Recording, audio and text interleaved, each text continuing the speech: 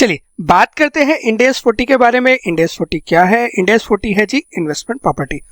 तो बड़े ध्यान से समझना, अच्छा स्टैंडर्ड है, मजा आएगा समझ के। हम क्या क्या पढ़ने वाले हैं, हम पहले डिस्कस करेंगे जी स्कोप को, कि ये स्टैंडर्ड पे क्या क्या एप्लीकेबिलिटी है, डेफिनेशंस क्या दी है स्टैंडर्ड के अंदर, कैसे अकाउंटिंग और रिकॉग्निशन करेंगे इन्वेस्टमेंट प्रॉपर्टी का, फेयर वैल्यू से रिलेटेड क्या कंसेप्ट है, अगर हमें कभी इन्वेस्टमेंट प्रॉपर्टी को रिक्लासिफाई करना पड़ता है चाहे पीपीई में चाहे इन्वेंट्री पे, तो कैसे अकाउंटिंग करेंगे। डी रिकॉग्निशन के बारे में कुछ चर्चा करने वाले हैं हम, डिस्क्लोजर स्टैंडर्ड में क्या डिस्क्लोजर है, और थोड़ा सा प्रैक्टिकल बात करेंगे कि हाँ रियल लाइफ में जैसे डीएलएफ इंडिया की अगर मैं बात करूँ स्पेसिफिकली, तो how they are dealing with this standard. अगर मैं स्कोप की बात करूं तो मेरे दोस्त बहुत सिंपल है, ये स्टैंडर्ड किसके ऊपर एप्लीकेबल है, ये इन्वेस्टमेंट प्रॉपर्टी के ऊपर एप्लीकेबल है। किसके ऊपर एप्लीकेबल नहीं है? बायोलॉजिकल एसेट के ऊपर एप्लीकेबल नहीं है, क्योंकि उसको कौन डील करता है? Ind AS 41 and Ind AS 16। इसके अलावा mineral rights and mineral reserve such as oil, natural gas के ऊपर भी ये स्टैंडर्ड एप्लीकेबल नहीं है। हाँ जी, चलिए डेफिनेशंस की बात करते हैं। सबसे पहले इन्वेस्टमेंट प्रॉपर्टी की डेफिनेशन समझते हैं। बहुत इंपॉर्टेंट डेफिनेशन है, बहुत ध्यान से देखना, क्योंकि पूरा चैप्टर इस डेफिनेशन के ऊपर बेस्ड है। देखिए, हमने कहा प्रॉपर्टी क्या होती है, पहली चीज तो ये आ गई। प्रॉपर्टी होती है मेरे दोस्त लैंड और बिल्डिंग या बोथ। अगर आपके पास जमीन है तो भी प्रॉपर्टी की डेफिनेशन में आएगी, बिल्डिंग है तो वो भी प्रॉपर्टी की डेफिनेशन में आएगी, और आपके पास जमीन और बिल्डिंग दोनों है तो भी प्रॉपर्टी की डेफिनेशन में आएगी। प्रॉपर्टी का आप यूज क्या कर सकते हो? प्रॉपर्टी के आप 3 यूज कर सकते हो। एक, उसको आप अपने बिजनेस में यूज कर सकते हो। कैसे? आप उसको प्रोडक्शन में यूज कर सकते हो, सप्लाई ऑफ गुड्स के लिए यूज कर सकते हो, एडमिनिस्ट्रेशन के लिए यूज कर सकते हो। प्रोडक्शन एक सिंपल सा एग्जांपल है, आपके पास कोई लैंड है, उस पे आपने बिल्डिंग लगा दी, प्लांट लगा दिया, मशीनरीज लगा दी और आप प्रोडक्शन कर रहे हो वहां पे, तो आपने उस प्रॉपर्टी का यूज प्रोडक्शन में कर लिया। सप्लाई ऑफ गुड्स, आपके पास कोई बिल्डिंग रखी थी, आपने वहां पे वेयर हाउस बना दिया, मतलब उस बिल्डिंग को आपने वेयर हाउस में कन्वर्ट कर दिया, वहां पे अब आप अपनी इन्वेंट्री रखते हो, मतलब आपने बिजनेस में यूज किया। एडमिनिस्ट्रेशन, आपने अपना कॉर्पोरेट ऑफिस बना दिया, वहां पे आपकी टीम बैठती है, सारी चीजें देखती है, मार्केटिंग की टीम बैठती है, तो मार्केटिंग के लिए यूज कर रहे हो, एडमिनिस्ट्रेशन के लिए यूज कर रहे हो। तो जब भी आप किसी प्रॉपर्टी का अपने बिजनेस में यूज करने लग रहे हो तो उसे कहा जाएगा जी ओनर ऑक्युपाइड प्रॉपर्टी। अगर वो प्रॉपर्टी आपकी खुद की है, आप उसके मालिक हो, फ्री होल्ड लैंड है, तो आप उसकी अकाउंटिंग कहाँ करोगे? इंडेस 16 के अंदर। और अगर आपने वो प्रॉपर्टी लीज पे ली है तो आप उसकी अकाउंटिंग कहाँ करोगे जी? इंडेस 116 के अंदर, लीजेस के अंदर। प्रॉपर्टी का दूसरा यूज क्या हो सकता है? प्रॉपर्टी का दूसरा यूज है आपने उसे हेल्ड कर रखा है for sale in ordinary course of business, मतलब आपका बिजनेस है प्रॉपर्टीज को बेचने और खरीदने का। जैसे प्रॉपर्टी डीलर्स हो गए, रियल स्टेट डेवलपर हो गए, जैसे डीएलएफ है, गोदरेज है, ये लोग क्या करते हैं? बड़ी बड़ी बिल्डिंग्स बनाते हैं, रेजिडेंशियल प्रोजेक्ट्स बनाते हैं, उसके बाद उन्हें सेल करते हैं। तो when they are in the nature of business of selling the property, मतलब उनकी जो प्रॉपर्टी है, लैंड और बिल्डिंग है, वो किस लिए है? ऑर्डिनरी कोर्स में सेलिंग के लिए है, तो उसको क्या बोलोगे जी आप? इन्वेंट्री बोलोगे। और कहाँ कवर करोगे? इंडेस 2 में, क्योंकि इंडेस 2 कहता है जब भी आपके पास कोई एसेट है which is for the sale in the ordinary course of business, तो उसे क्या बोलते हो आप? इन्वेंट्री बोलते हो। अब इसको बहुत ध्यान से देखना, this is the most important thing. जब आपने के पास प्रॉपर्टी रखी है या आपने उस प्रॉपर्टी को किसी को रेंट पे दिया है ताकि आप रेंटल अर्निंग अर्न कर सको, या आप उस पर कैपिटल एप्रिसिएशन या वैल्यूज का इंक्रीज अर्न कर सको। आपके पास कोई लैंड है, आपने कहा ठीक है लैंड को पड़े रहने दो, पड़े रहने देने का मतलब है धीरे धीरे इसकी वैल्यू बढ़ेगी तो हमें फायदा ही होगा। रेंटल अर्निंग का मतलब आपके पास 2 बिल्डिंग है, एक बिल्डिंग में आपने ऑफिस लगाया, एक बिल्डिंग आपके पास खाली पड़ी है, तो आपने कहा खाली रखने से अच्छा तो मैं किसी को किराए पे दे देता हूँ, कुछ किराया आ जाएगा, जो किराया आएगा मतलब आप रेंटल अर्निंग अर्न कर रहे हो। तो जब भी आपके पास प्रॉपर्टी है, लैंड है, बिल्डिंग है, जिसका ये 2 मेन ऑब्जेक्टिव है, या तो रेंटल अर्न करना है या कैपिटल एप्रिसिएशन है, तो उसको क्या बोलोगे आप? उसको बोलोगे जी आप इन्वेस्टमेंट प्रॉपर्टी, और उसकी अकाउंटिंग करोगे जी इंडेस 40 में। डेफिनेशन देख लीजिए एक बार, यही हमने बात करी है। प्रॉपर्टी जो आपने किसके लिए रखी है? रेंटल के लिए या कैपिटल एप्रिसिएशन के लिए, ये हम डिस्कस कर चुके हैं। प्रॉपर्टी में क्या क्या आता है? लैंड और बिल्डिंग या दोनों आते हैं, फर्नीचर मशीनरीज वगैरह नहीं आता। प्रॉपर्टी कैन बी ओन्ड या लीज पे हो सकती है। ओनर ऑक्युपाइड प्रॉपर्टी अगर खुद की है तो इंडेस 16 में आएगी, और अगर लीज पे ली है तो किस में आएगी? इंडेस 116 में आएगी। चलिए एक एग्जाम्पल से अगर हमने जो कंसेप्ट अभी समझा है उसको और समझ लें तो हमारा कंसेप्ट बिल्कुल क्लियर कट हो जाएगा। हमने आपके लिए एग्जांपल लिया है यहाँ पे कंस्ट्रक्शन कंपनीज का। कंस्ट्रक्शन कंपनीज जैसे कि एग्जांपल हो सकता है डीएलएफ इंडिया, इंडिया की one of the largest real estate companies है डीएलएफ इंडिया। अब कंस्ट्रक्शन कंपनीज क्या करती है? कंस्ट्रक्शन कंपनीज मल्टीपल चीज़ें करती हैं। अभी मैं बिजनेस और रेजिडेंशियल प्रोजेक्ट से रिलेटेड ही बात करूंगा। तो कंस्ट्रक्शन कंपनी के पास एक होता है जी रेजिडेंशियल प्रोजेक्ट। रेजिडेंशियल प्रोजेक्ट जो वो लोगों के रहने के लिए बिल्डिंग्स बनाते हैं, फ्लैट्स बनाते हैं, that is called residential project. Commercial buildings, जो बिल्डिंग्स वो बना रहे हैं बिजनेस हाउसेस के लिए, ऑफिसेस के लिए, that is called commercial building या प्रोजेक्ट। उनके पास हो सकती है लैंड, क्योंकि लैंड के ऊपर ही सारी चीज़ें बनने वाली, लैंड नहीं होगी तो बनेगी कैसे, करेक्ट। रेजिडेंशियल प्रोजेक्ट को वो क्या कर सकते हैं, उनका objective can be to sell the residential project. Residential project बनाए फिर लोगों को वो सेल करेंगे, या लोगों को रेंट पे दे सकते हैं कि जी हम सेल नहीं कर रहे, हम रेंटल पे दे रहे हैं, या अपने एम्प्लॉयज़ के लिए रख सकते हैं कि क्योंकि कुछ प्रॉपर्टी क्या होती है उन्हें अपने एम्प्लॉयज़ के लिए भी रखनी होती है। जैसे आप लोगों ने इंटरमीडिएट में क्या पढ़ा होगा, rent free accommodation. Rent free accommodation में क्या होता है, जब आप अपने एम्प्लॉयज़ को एकोमोडेशन प्रोवाइड करते हो, करेक्ट। तो मतलब आपने अपने लोगों के लिए रखी है to facilitate the employees. Commercial project की अगर मैं बात करूं, एक objective can be to sell the project to commercial business houses. एक है आपने पूरी बिल्डिंग टावर बना दिया है और आप उस प्रॉपर्टी को फ्लैट बाय फ्लैट लोगों को रेंट पे देने लग रहे हो, या खुद के यूज़ के लिए रख सकते हो कि ठीक है उसमें आपने अपना ऑफिस खोल लिया है।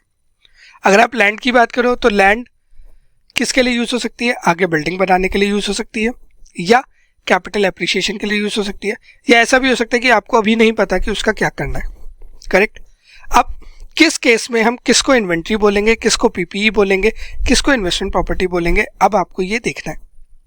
देखो छोटी सी चीज़ है, सिंपल सी एक लाइन, ऐसी प्रॉपर्टी जो आपने बेचने के लिए रखी है ऑर्डिनरी कोर्स ऑफ बिजनेस में, उसको क्या कहते हैं, इन्वेंट्री, मतलब जिसको बनाया है आपने बेचने के लिए। दूसरा, ऐसी प्रॉपर्टी जो आप सेल्फ यूज़ में ले रहे हो, प्रोडक्शन के लिए यूज़ कर रहे हो, एडमिनिस्ट्रेटिव पर्पसेस के लिए यूज़ कर रहे हो, अपने बिजनेस के लिए यूज़ कर रहे हो, जिसकी ज़िंदगी 1 साल से ज़्यादा है, उसको क्या बोलोगे जी, पीपी। तीसरा, ऐसी प्रॉपर्टी जो आपने रेंटल के लिए रखी है या कैपिटल एप्रिसिएशन के लिए रखी है, उसे क्या बोलोगे जी, उसको बोलोगे जी इन्वेस्टमेंट प्रॉपर्टी। अब अपने केस में अगर मैं बात करूं इस रेंटल की और इन तीनों की, तो ये तीनों क्या होगी जी, इन्वेस्टमेंट प्रॉपर्टी। अगर मैं बात करूं सेल की, ये वाले सेल की, तो ये क्या होगा जी, ये होगी इन्वेंट्री। और अगर मैं बात करूं जी एम्प्लॉयज़ के यूज़ के लिए, सेल्फ यूज़ के लिए, इसको क्या बोलोगे, पीपी। अब बच गया जी ये, इसका क्या बोलोगे। अब ये ना डिपेंड करेगा कि आप उस बिल्डिंग का क्या करने वाले हो। अगर आप उस बिल्डिंग को क्या करने वाले हो, सेल करने के लिए आपने बनाया है तो इन्वेंट्री में आएगा।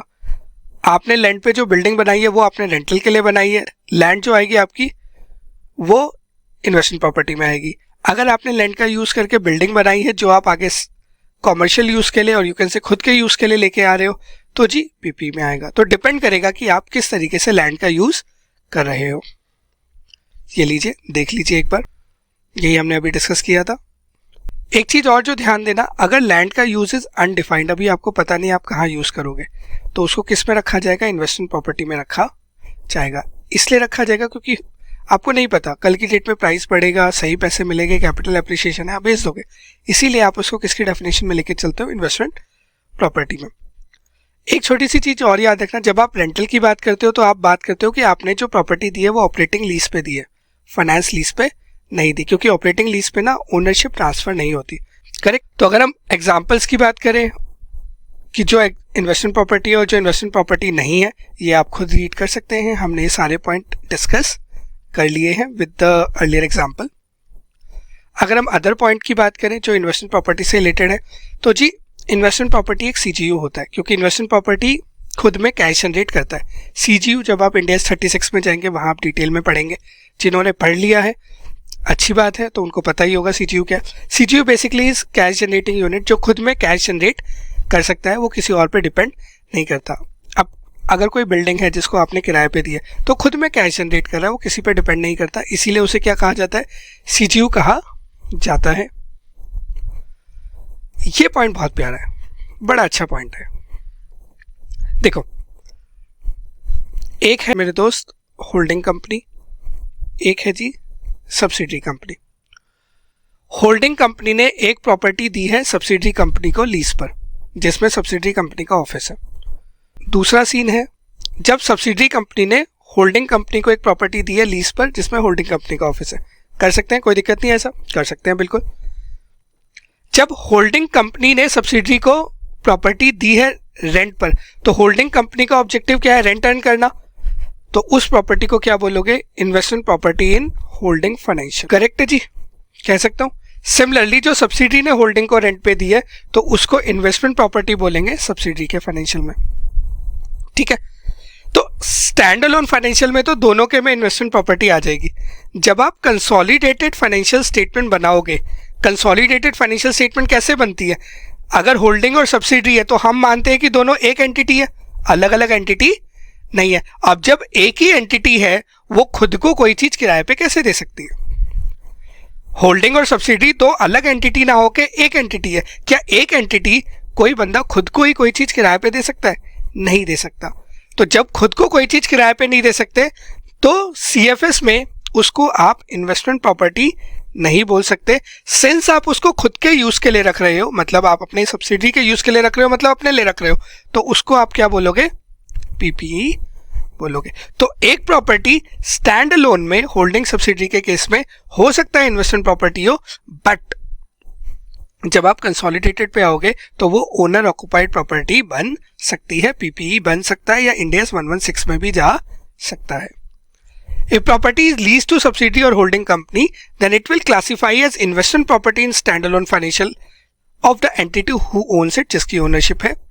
However, in consolidated financial statement उसको क्या बोला जाएगा? Owner occupied property. चलिए, अभी तक आप लोगों ने इन्वेस्टमेंट प्रॉपर्टी तो समझ लिया। बहुत सिंपल शब्दों में आपने समझा कि एक ऐसी प्रॉपर्टी जो या तो रेंटल के लिए या कैपिटल एप्रिसिएशन के लिए, उसको कहा जाएगा जी इन्वेस्टमेंट प्रॉपर्टी।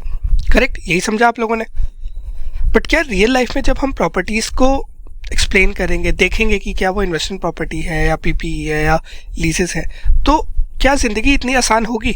लगता है आपको? नहीं। चलो मैं आपको कुछ एग्जांपल दिखाता हूँ, आपको खुद समझ आ जाएगा कि क्या जिंदगी इतनी आसान होती है रियल लाइफ में या नहीं। सिनेरियो 1 बहुत सिंपल सा सिनेरियो है। किसी कंपनी के पास 3 बिल्डिंग है, बिल्डिंग 1, बिल्डिंग 2, बिल्डिंग 3। बिल्डिंग 1 वो सेल्फ यूज़ करता है, मतलब अपने ऑफिस के लिए यूज़ करता है। बिल्डिंग 3 सेल्फ यूज़ के लिए है। बिल्डिंग 2 रेंट के लिए है। आप बोलोगे जी बिल्डिंग 2 रेंट के लिए है तो बिल्डिंग 2 क्या होगी? इन्वेस्टमेंट प्रॉपर्टी होगी। कह सकता हूँ, अपरेंटली यही दिखता है। ठीक है, बाकी तो जब आगे बढ़ेंगे तो और देखेंगे। सिनेरियो 2, किसी कंपनी के पास ना एक फ्लोर है जी 10,000 स्क्वायर फीट का। ठीक है, सिर्फ एक फ्लोर है, ध्यान देना। उस एक फ्लोर पे कुछ 50 स्क्वायर फीट की जगह थोड़ी सी खाली थी, तो इन्होंने एक कैफेटेरिया वाले को बोला कि भाई तू आजा, अपनी दुकान लगा ले, चाय कॉफ़ी वगैरह वहाँ पे सेल कर ले, मेरे एम्प्लॉयज़ खरीद लेंगे, तू मुझे थोड़ा सा रेंट दे दियो बस उस जगह का। इससे मेरी इनकम हो गई, मतलब कंपनी कह रही है कंपनी की इनकम हो गई इस तरीके से। अब क्वेश्चन इस, क्या ये 50 स्क्वायर फीट की जगह इन्वेस्टमेंट प्रॉपर्टी होगी या नहीं होगी?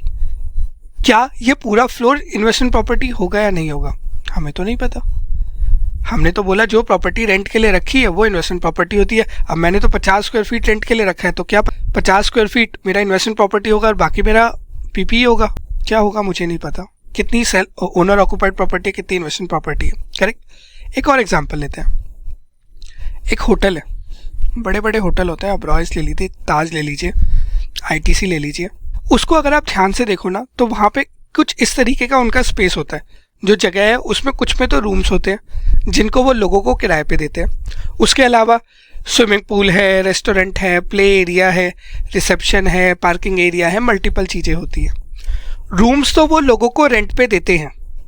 तो रूम्स का जो मेन ऑब्जेक्टिव है, मान लो ये आपका 40,000 स्क्वायर फीट में है, जिसमें रूम का एरिया 20,000 स्क्वायर फीट है। तो रूम्स का एरिया 20,000 स्क्वायर फीट जो बनाई सिर्फ लोगों को रेंट पे देने के लिए, बट साथ में स्विमिंग पूल भी है, रेस्टोरेंट भी है, प्ले एरिया भी है, जो रेंट पे देने के लिए नहीं है, कस्टमर को सर्विस देने के लिए। कस्टमर आएंगे, यूज़ करेंगे, पे करेंगे, दैट्स इट। तो क्या होटल इन्वेस्टमेंट प्रॉपर्टी होगा या जो रूम वाला एरिया है वो इन्वेस्टमेंट प्रॉपर्टी होगा? हमें तो नहीं पता। चलो अब इसके ऊपर चर्चा करते हैं। तो अपने पास दो तरीके की प्रॉब्लम आ गई। पहली प्रॉब्लम, जब प्रॉपर्टी एक से ज़्यादा पर्पस के लिए यूज़ होती है, दैट इज़ दिस केस।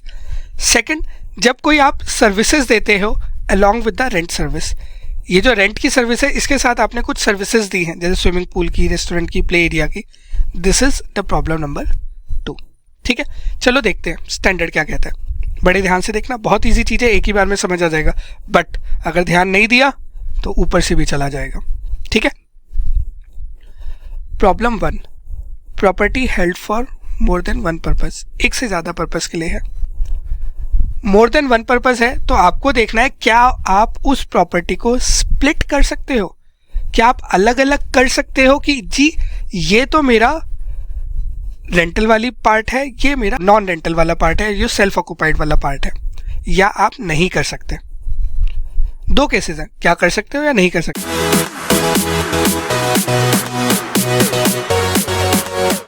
अब स्प्लिट करने का मतलब क्या होता है। Able to split means whether the property can be sold separately from other asset। क्या उस प्रॉपर्टी को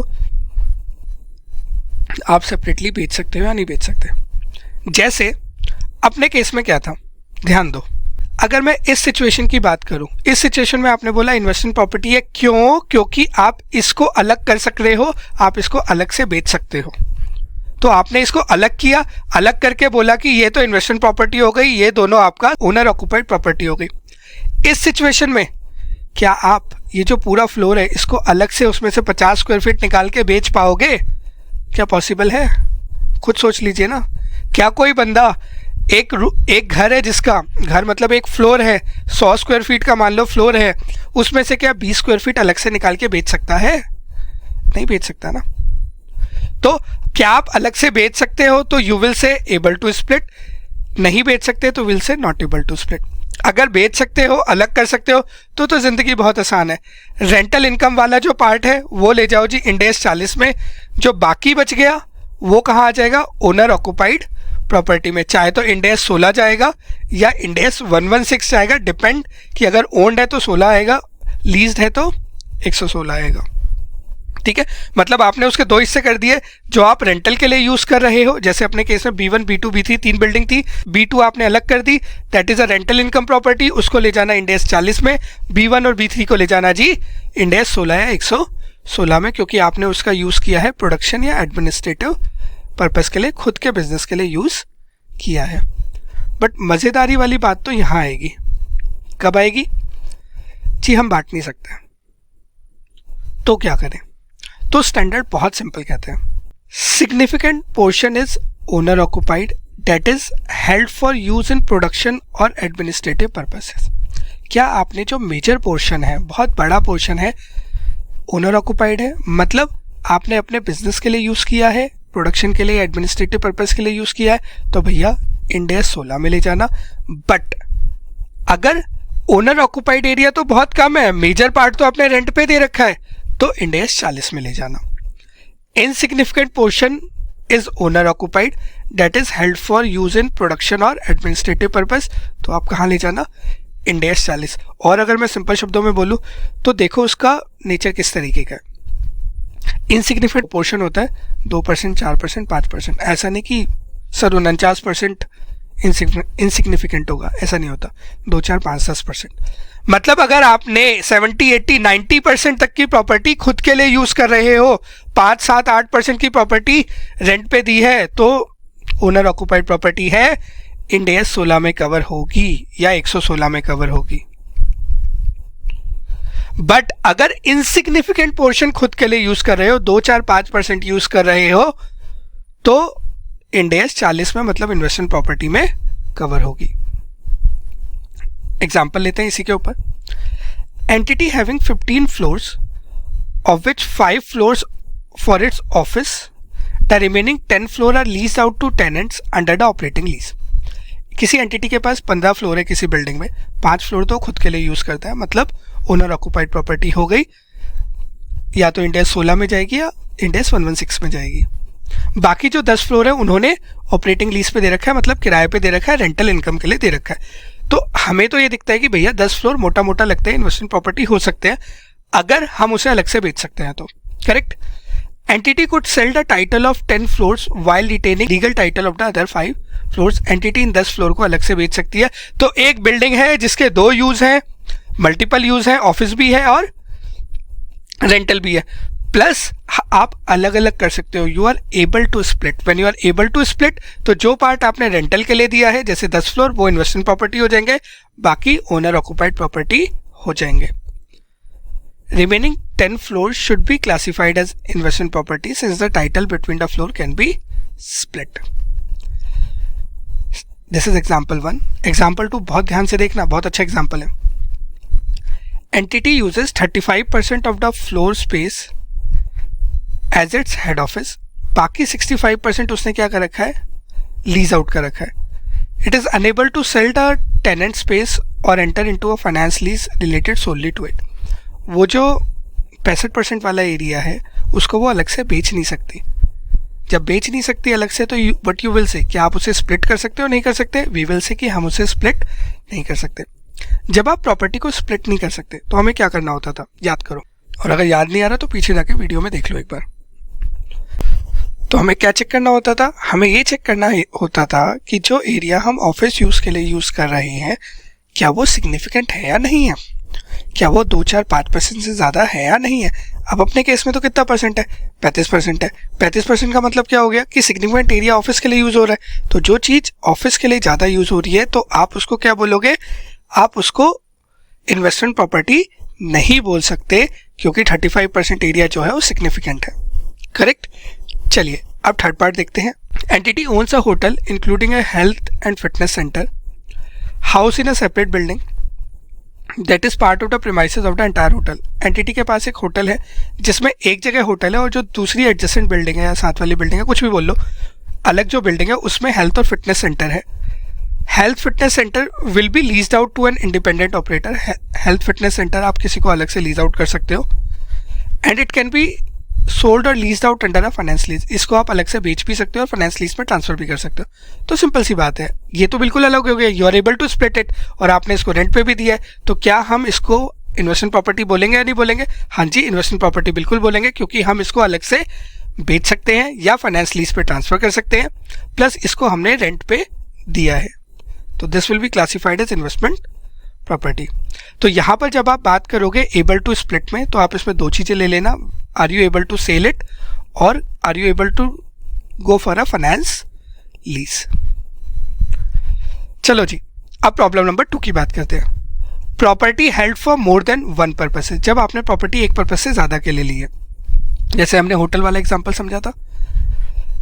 रेंटल विद अदर सर्विसेज, मतलब आपका मेन काम तो रेंटल है, बट उसके साथ आप अदर सर्विसेज दे रहे हो। तो देखो, क्या other services are of significant amount as compare to rental? क्या जो अदर सर्विसेज है सिग्निफिकेंट है? जैसे होटल के केस में क्या होता है, होटल के केस में आपके रूम रेंट है, तो रूम रेंट के साथ जो रेस्टोरेंट है, प्ले एरिया है, स्विमिंग पूल है, उसके बिना चार्जेस बहुत सिग्निफिकेंट आते हैं, अच्छे खासे आते हैं, छोटे मोटे नहीं आते। तो उस केस में हम बोलेंगे कि जी अदर सर्विसेज आर सिग्निफिकेंट। जब अदर सर्विसेज सिग्निफिकेंट है तो आप उस प्रॉपर्टी को क्या मानोगे, ओनर ऑक्युपाइड प्रॉपर्टी मानोगे, और आप उसकी अकाउंटिंग किस में करोगे, इंड AS 16 या 116 में। इसका एग्जांपल हो गया होटल। अगर अदर सर्विसेज इनसिग्निफिकेंट है, इनसिग्निफिकेंट मतलब जैसे मान लो कोई बिल्डिंग है, जैसे किसी कंपनी ने कोई बिल्डिंग बनाई, मैक्स है मान लो कंपनी, मैक्स ने कोई मैक्स का टावर बनाया, DLF ने कोई बिल्डिंग बनाई।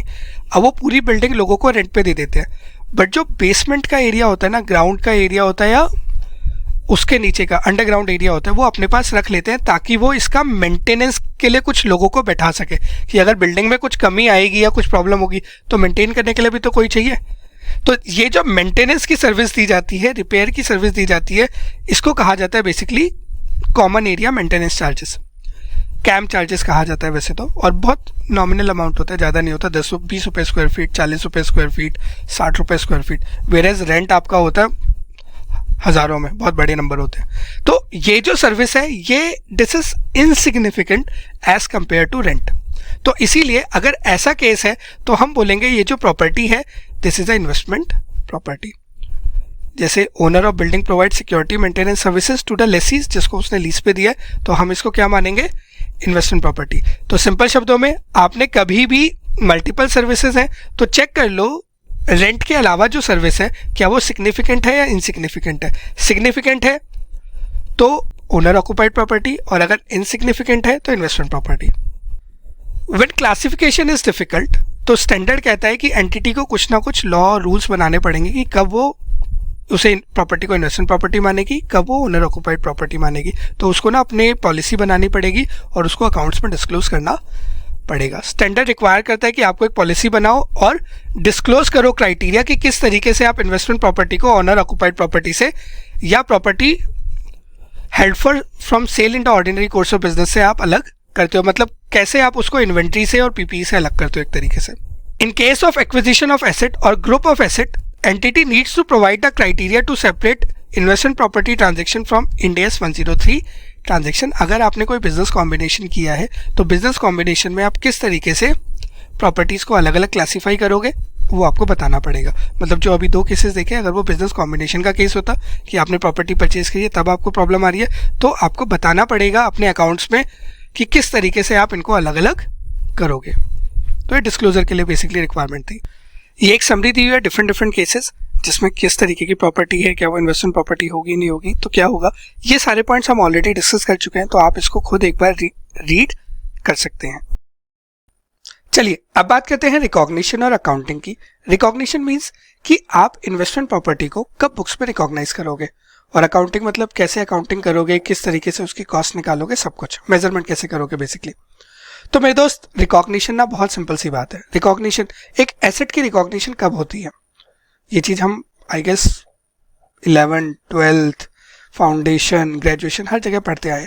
एक एसेट तब रिकॉग्नाइज होता है जब आपके पास उसका कंट्रोल हो, जब आपको पता है कि उससे बेनिफिट्स आपको मिलेंगे, प्लस आप उसकी कॉस्ट को मेजर कर सकते हो, यही होता है। तो इन्वेस्टमेंट प्रॉपर्टी में भी सेम ही रहेगा, इन्वेस्टमेंट प्रॉपर्टी भी तो एसेट ही है ना।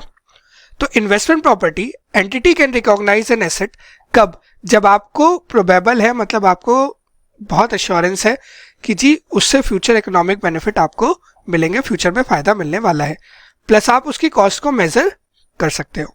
ठीक है जी। सेकंड बात आती है कि आप उसको मेज़र कैसे करोगे। मेजरमेंट कैसे होगी, अकाउंटिंग स्टैंडर्ड 10 याद करो। मैं इंड AS 16 भी नहीं बोल रहा, अकाउंटिंग स्टैंडर्ड 10 आप लोगों ने इंटरमीडिएट में पढ़ा होगा। किसी भी फिक्स एसेट की अकाउंटिंग कैसे करते थे, कॉस्ट पे करते थे या नहीं करते थे। इसकी भी अकाउंटिंग कॉस्ट पर ही होगी। इसके लिए आपको कॉस्ट मॉडल ही फॉलो करना है। कॉस्ट मॉडल मतलब आप हिस्टोरिकल कॉस्ट पे उसे रिकॉग्नाइज करोगे, उसके बाद उसमें आप डेप्रिसिएशन माइनस करोगे, इम्पेयरमेंट माइनस करोगे और कैरिंग वैल्यू निकालोगे। तो यहाँ पर भी जैसे ट्रेडिशनली आप करते आ रहे थे आज तक अकाउंटिंग स्टैंडर्ड 10 में या इंड AS 16 के कॉस्ट मॉडल में, यहाँ पे भी वैसे ही करना है। एक चीज़ याद रखना, यहाँ पर रिवैल्यूएशन मॉडल या फेयर वैल्यू मॉडल नहीं है। जैसे इंड AS 16 के अंदर तो रिवैल्यूएशन मॉडल आता है, यहाँ पे ऐसा कुछ नहीं है। यहाँ पे आपको किस पे रिकॉग्नाइज करना है जी, कॉस्ट पे रिकॉग्नाइज करना है, प्लस आपको कॉस्ट मॉडल फॉलो करना है। आप यहाँ पे रिवैल्यूएशन मॉडल फॉलो नहीं करेंगे। अगर हम बात करें कॉस्ट की तो अकाउंटिंग स्टैंडर्ड 10 याद कर लो, इंड AS 16 याद कर लो, जो भी था सेम है। कॉस्ट में क्या आता है, परचेज प्राइस आता है, ट्रांजैक्शन कॉस्ट मतलब जब भी आप कुछ परचेज करते हो उसको परचेज करने के लिए कोई अगर एंसिलरी खर्चा हुआ है तो वो आता है। मान लो आपने कोई चीज़ बिल्डिंग परचेज करी है, बिल्डिंग परचेज करने पे आपको किसी ब्रोकर को ब्रोकरेज भी देनी पड़ सकती है, कमीशन देना पड़ सकता है, कौन सी बड़ी बात है। तो वो जो चीज़ है that is a transaction cost, वो भी कॉस्ट का पार्ट होगा। कोई भी खर्चा which is a directly attributable expense, उस एसेट को बनाने का या एसेट को लाने का जो खर्चा होता है। जैसे आपने कहा आपने बिल्डिंग खरीदी है तो आपको बिल्डिंग को रजिस्टर कराना होगा, स्टैम्प ड्यूटी चार्ज पे करना पड़ेगा, या लैंड खरीदे तो लैंड पे स्टैम्प ड्यूटी चार्ज पे करना पड़ेगा। Those are directly attributable expense. Plus capitalize boring cost on qualifying asset. अगर आपका एसेट क्वालिफाइंग एसेट है और आपके पास कोई बोरिंग कॉस्ट है तो इंड AS 23 के अकॉर्डिंग या AS 16 के अकॉर्डिंग आपने कोई बोरिंग कॉस्ट कैपिटलाइज करनी है तो उसकी बात कर रहे हैं, वो भी कॉस्ट पे आएगा। Next is cost do not include, this is not exclude. Cost में क्या क्या नहीं आता, इंटरेस्ट ऑन डेफर्ड पेमेंट। कभी भी आपने पेमेंट को डेफर किया है, मतलब मान लो अगर आप अपफ्रंट परचेज करते हैं तो 1 करोड़ की परचेज करते हैं, बट आपने 1 साल के बाद पेमेंट करी तो आपने 1 करोड़ 10 लाख पेमेंट करी, तो जो 10 लाख की पेमेंट है जो आपने पे करी है डेट इज इंटरेस्ट, वो कभी भी कॉस्ट का पार्ट नहीं होता। कोई एबनॉर्मल लॉस या वेस्ट है वो कभी कॉस्ट का पार्ट नहीं होगा। स्टार्टअप या प्री एक्विजिशन कॉस्ट वो कभी भी कॉस्ट का पार्ट नहीं होगा। रिफंडेबल टैक्सेस, अगर कोई टैक्सेस है जिनके आपको क्रेडिट मिल जाएंगे या रिफंड आ जाएगा तो वो भी कभी कॉस्ट का पार्ट नहीं होता। तो अगर मैं सिंपल शब्दों में बोलूँ तो जो अभी तक आप लोगों ने इंड AS 16 पढ़ा है कॉस्ट मॉडल, या AS 10 में आपने कॉस्ट मॉडल पढ़ा था, सेम ही चीज़ें लिखी है, कोई भी चीज़ अलग नहीं लिखी। सब्सिक्वेंट कॉस्ट की अगर मैं बात करूं, सब्सिक्वेंट कॉस्ट मतलब जो आप डे टू डे रूटीन में खर्च करते हो या रिप्लेसमेंट में कुछ खर्च करते हो, day to day servicing cost, जैसे अगर आपने कोई मेंटेनेंस किया है, रिपेयर किया है, तो उसका क्या करोगे? छोटा सा लॉजिक सोचो ना, AS10 में, अभी मैं इंडेस की बात भी नहीं कर रहा, AS तो आप लोगों ने पढ़े हुए हैं ऑलरेडी। AS10 में जब फिक्स एसेट के ऊपर आप कोई रिपेयर करते थे तो क्या करते थे? कैपिटलाइज करते थे, चार्ज ऑफ करते थे P&L में? चार्ज ऑफ करते थे। सेम चीज आप इसको भी P&L में चार्ज ऑफ करोगे। रिप्लेसमेंट कॉस्ट, अगर आपने कुछ पार्ट को रिप्लेस किया है with new part, in the sense आपने कहा बिल्डिंग है, बिल्डिंग में आपने 4 बिल्डिंग है जो चारों इन्वेस्टमेंट प्रॉपर्टी है, एक ही साथ कैपिटलाइज है, एक बिल्डिंग को तोड़ के उसको दोबारा से बनाया, रिप्लेस कर दिया एक तरीके से, या उसमें कुछ हिस्सा आपने तोड़ के दोबारा ठीक किया, कुछ भी कर सकते हो। तो जब भी आप रिप्लेसमेंट कर रहे हो तो आपका जो पिछला पार्ट था जो आपने तोड़ा, चेंज किया, वो आपको बुक से हटाना पड़ेगा। वो एक तरीके से क्या हो गया, वो आपका डी रिकॉग्नाइज हो जाएगा, और जो नया पार्ट आपने लेकर आए हो उसकी कॉस्ट आप अकाउंट फॉर कर दोगे। तो जो पुराना पार्ट था उसको आप राइट ऑफ कर दो, उसका जो भी डिफरेंशियल है वो आप P&L में राइट ऑफ में डालोगे, और जो नया पार्ट लाओगे आप उसकी कैरिंग वैल्यू आप कैपिटलाइज कर दोगे। New part will be recognize in the carrying value of investment property, और जो पुराना पार्ट है आप उसे क्या कर दो, चार्ज ऑफ कर दो और डी रिकॉग्नाइज कर दीजिए। चलिए कुछ एग्जांपल समझते हैं परचेज कॉस्ट के ऊपर। Netravati purchase the commercial office space as an investment property in the global trade center commercial complex for INR 5 crore. Company है कोई, नेत्रावती जी ने क्या किया, 5 करोड़ की एक इन्वेस्टमेंट प्रॉपर्टी खरीदी। However for purchasing the same the company had to obtain membership of GTC global trade center commercial complex association by paying INR 6,25,000 as one time joining fees. अब ये क्या कह रहे हैं, आपको ग्लोबल ट्रेड सेंटर में property purchase करनी थी, बट उनकी कंडीशन थी कि आपको अगर परचेज करनी है तो पहले आपको 6,25,000 रुपए की एक मेंबरशिप लेनी पड़ेगी, तभी हम आपको प्रॉपर्टी देंगे। This is a one time fees. Netravati wants to write off the one-time joining fees as an expense under membership and subscription and value the investment property as 5 crore रुपए। Would your answer change if the office space was purchased with the intention of using it as an administrative center of company? पहली चीज़ है, आप बताओ कि advice करो कि क्या ये जो 6,25,000 रुपए है ये चार्ज ऑफ कर सकती है या कैपिटलाइज करेगी। और अगर ये चीज़ इन्वेस्टमेंट प्रॉपर्टी नहीं होती, एडमिनिस्ट्रेटिव सेंटर होता, मतलब ओनर ऑक्युपाइड प्रॉपर्टी होती है, या फिर you can say Ind AS 16 में डील होती PPE की तरह, तो आप क्या करते? जरा सोचो ध्यान से। अभी हमने बात करी थी कि जब भी आप कोई प्रॉपर्टी परचेज करते हो उसका जो कॉस्ट होता है, cost is the purchase price plus transaction cost plus directly attributable cost. Directly attributable cost क्या होती है? जो कॉस्ट इनकर हुई है क्योंकि आपने एसेट परचेज किया है, एसेट को यूजेबल कंडीशन तक लाने के लिए जो खर्चा होता है, that is directly attributable cost. Correct. इन्होंने 6,25,000 रुपए दिए, क्यों दिए? अगर ये नहीं देते तो क्या होता? अगर ये 6,25,000 रुपए नहीं देते तो वो इन्वेस्टमेंट प्रॉपर्टी परचेज नहीं कर सकते थे। तो can I say this is the cost directly attributable to the property. तो इसको आपको क्या करना पड़ेगा, इसको आपको जी कैपिटलाइज करना होगा, आप इसको चार्ज ऑफ नहीं कर सकते। इनका ट्रीटमेंट गलत है, इनको इसको इन्वेस्टमेंट प्रॉपर्टी का पार्ट बनाना चाहिए। सेकेंड पार्ट था क्वेश्चन का कि अगर ये एडमिनिस्ट्रेटिव सेंटर के लिए होती, मतलब PPE होता, तो क्या आंसर चेंज होता? तब भी हम बोलते नहीं, आंसर चेंज नहीं होता, क्योंकि दोनों के केस में कॉस्ट की डेफिनेशन सेम है, चाहे PPE हो चाहे इन्वेस्टमेंट प्रॉपर्टी हो। ठीक है जी। एक और क्वेश्चन समझते हैं। X Limited purchased the building for 30 lakh rupees on 1st May with an intention to earn rental. X Limited ने कोई प्रॉपर्टी खरीदी है 30 लाख रुपए की। उसकी इच्छा है कि इस बिल्डिंग से मैं क्या करूंगा, रेंटल कमाऊंगा। ऐसी कोई भी बिल्डिंग जिससे आप रेंटल कमाने की इच्छा रखते हैं उसे क्या कहेंगे आप, इन्वेस्टमेंट प्रॉपर्टी या PPE? Investment property. The purchase price was funded by a loan, interest on which is payable at the rate 5%. Property transfer taxes, legal cost, etc. of 1 lakh rupees and 20,000 respectively were incurred in the acquiring the building. अब ये कह रहा है कि आपने एक loan लिया है, प्रॉपर्टी खरीदी होगी, कोई दिक्कत नहीं, खरीद ली, उसके बाद आपने उसको पे करने के लिए लोन लिया, 5% पर आप इंटरेस्ट पे करते हो।